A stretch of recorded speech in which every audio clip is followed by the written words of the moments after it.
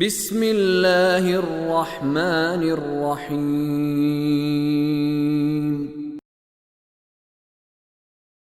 عالم الغیب فلا يظہر على غیبه احدا الا من ارتضى من رسول فإنه يسلك من بين يديه ومن خلفه رصدا ليعلم أن قد أبلغوا رسالات ربهم وأحاط بما لديهم وأحصى كل شيء عددا۔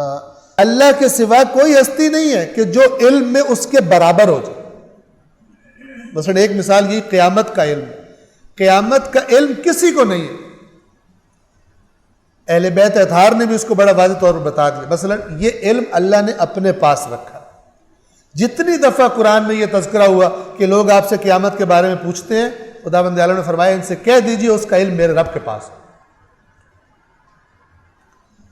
کبھی فرمایا ان سے کہہ دو ہو سکتا ہے وہ قریب ہی ہو، لیکن کب آئے گی خداوند عالم نے اس کا جواب نہیں دیا۔ اس کا علم اس کے لیے مخصوص ہے۔ بس کوئی یہ کہے کہ کوئی دوسری ہستی اللہ کے برابر ہے علم میں، یہ وہی شرک ہو جائے۔ خدا لم یکن لہ کفوا احد کے خلاف ہو جائے گا کہ اس کی ہمسری، اس کی برابری کسی بھی صفت میں، کسی بھی چیز میں کوئی بھی نہیں کر سکتا، نہ کوئی رسول نہ کوئی ولی۔ اللہ لیس کمثلہ شیء، اس کی مثل کوئی بھی چیز ہرگز نہیں ہو سکتی۔ تو اس بات کا ایک موحد کو، ایک توحید پرست کو ہمیشہ خیال رہنا چاہیے، اور یہ بات سب سے بہترین انسان کو کہاں سے ملتی ہے؟ خود جو توحید کا مالک ہے اس کے کلام سے، کہ جس کے بارے میں ائمہ نے ہمیں بتایا کہ اللہ نے اپنی آیات میں لوگوں کو اپنا جلوہ دکھا دیا۔ یعنی اگر کوئی خدا کو دیکھنا چاہتا ہے، اس آنکھ سے تو وہ نظر نہیں آتا، لیکن اگر کوئی اپنے شعور سے خدا کو دیکھنا چاہتا ہے تو یہ جلوہ اسے کہاں نظر آئے گا؟ اللہ کی آیات میں نظر آئے گا، ورنہ کہیں اور خدا کا جلوہ پھر وہ اپنی مرضی کا بنا ہوا اللہ جو ہے، تو وہ تو کئی اللہ مشرکین مکہ نے بھی بنا رکھے تھے، کئی اللہ کے شریک بنا رکھے تھے۔ تو یہ قرآن مجید کی خالص بغیر ملاوٹ کے اور بغیر تحریف کے جو آیات ہیں، ان سے خداوند عالم کی توحید انسان کو بہترین انداز میں سمجھ آتا ہے۔ وہ غیب کا جاننے والا ہے اور اپنے غیب کسی پر ظاہر نہیں کرتا سوائے اس رسول کے جس پر وہ راضی ہو۔ یہاں پہ راضی ہو جس کو وہ خود انتخاب کر لے اس کام کے لیے۔ لیکن پھر کیا ہوتا ہے؟ فَإِنَّهُ يَسْلُكُ مِن بَيْنِ يَدَيْهِ وَمِن خَلْفِهِ رَصَدًا۔ آپ پروردگار عالم کا جلال اور دبدبہ دیکھیے، سوائے اس رسول کے جسے اس نے منتخب کیا ہو یا جس پر وہ راضی ہوا ہو اس کام کے لیے، اپنے غیب دینے کے لیے، اور وہ کرتا کیا ہے؟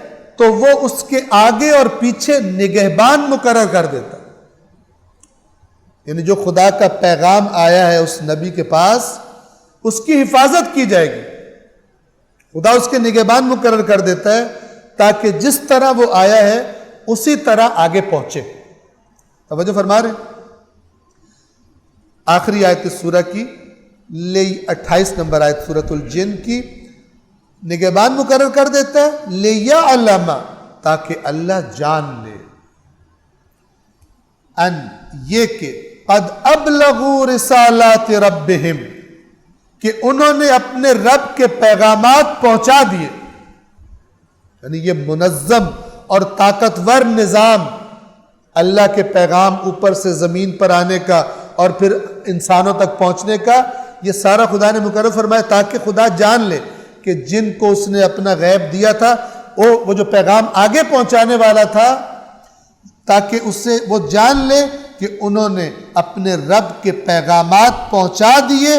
وَأَحَاطَ بِمَا لَدَيْهِمْ، اور جو کچھ ان کے پاس ہے، یعنی ان نبیوں کے پاس ہے جن کو اللہ یہ غیب دیتا ہے، اللہ نے اس کا احاطہ کیا ہوا۔